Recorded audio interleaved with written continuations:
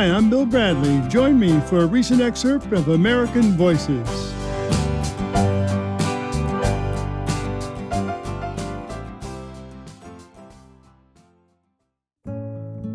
Here in American Voices, we celebrate all that America has to offer. So after hearing about people who do wonderful things and people's life stories, we want to also celebrate the land. So each week, we invite artists and writers to talk about their favorite place in America.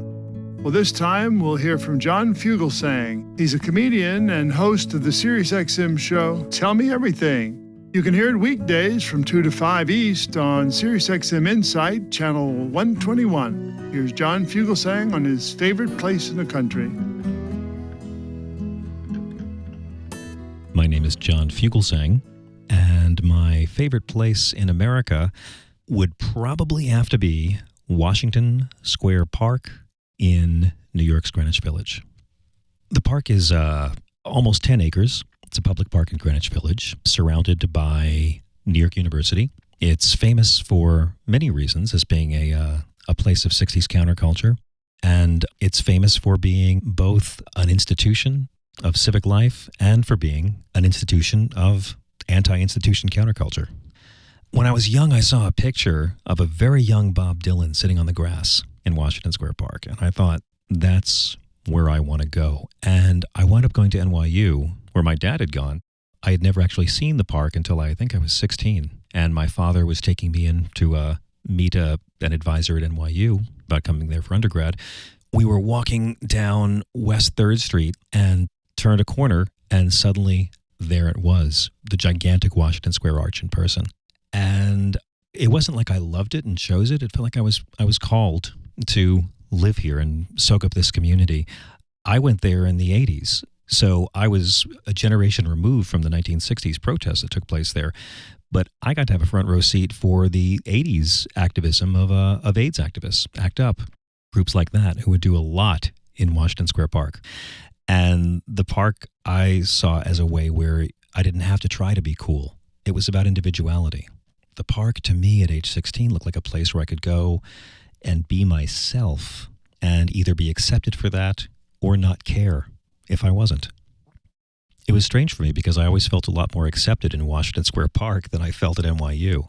I would meet people in the dorms, and it was like we came from different planets. They were nice, but they had their own thing, and I always felt in the us and them equation, I was the them. I was this kid from Long Island who never fit in. My mother was an ex-nun. My father was an ex-Franciscan brother. So I was both the most Catholic kid in school, but I was also the most politically progressive kid in school at the same time.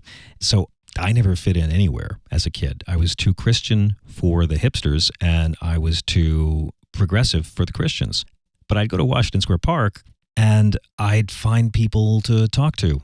I would meet all kinds of people from all around the world, from nice tourists to drug dealers, and I would have great conversations all the time. I was sad a lot when I lived there, and I didn't know how to process it, and I didn't take good care of myself. It's a miracle I didn't flunk out of college, because I was just very sad as a young person. I'm someone who, I was a young person who grappled a lot with what's now called depression, and I didn't realize it at the time. So a lot of times I was deeply unhappy. I was someone who had a background where I thought I would never fit in, and spiritually my life was very confusing. My mother, they tried to raise me to be a progressive, free-thinking Christian Catholic, which is why I do stand-up, because I can't afford the therapy I actually require. And I wouldn't call myself a bleak kid. I knew how to have fun, but I didn't know how to respect myself or take care of myself or how to create happiness.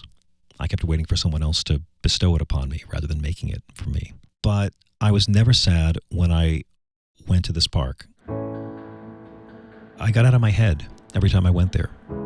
There was too much going on, too much to see and to absorb and to take in, to really dwell on myself.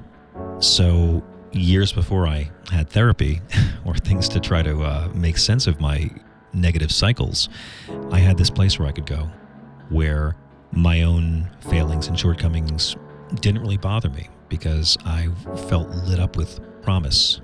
And this was sort of like the timeout place. When I would be overwhelmed in my classes or lonely in my dorm, I could walk into this park where I could both get lost and find myself at the same time.